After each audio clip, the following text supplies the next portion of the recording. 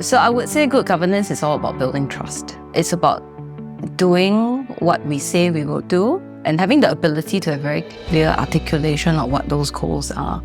And I think particularly for a charity, that's really, really important. Good governance is an enabler. It helps our organization and our institution operate well. It frees up our leadership and our management to deliver the day-to-day programming that we do, which is, as a school, is education, by providing a common language and a common framework from the board on down so that we can all be moving in the same direction. The charity comes together with a bunch of very well-meaning individuals and giving ourselves a very clear, consistent framework that the organization can work within that facilitates a good relationship between all the different stakeholders. So one of the challenges that we have as an international school is we actually have probably a little bit more turnover in our governance community as well as in our school leadership.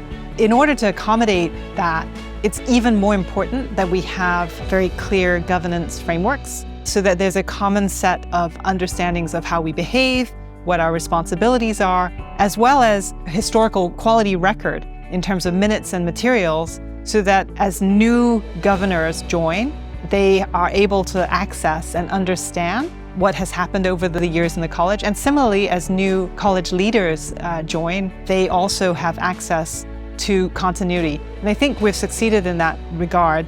So in HCA, we hire a large number of nurses, doctors, and social workers. These are not people who can't find jobs out there or people who are, poorly qualified. These are highly qualified professionals who will have no problems finding a job anywhere else in Singapore, anywhere else in the world. Why would I choose to come and work for a charity if I don't feel a sense of security, if I don't feel that this is an organization where I can grow and progress with?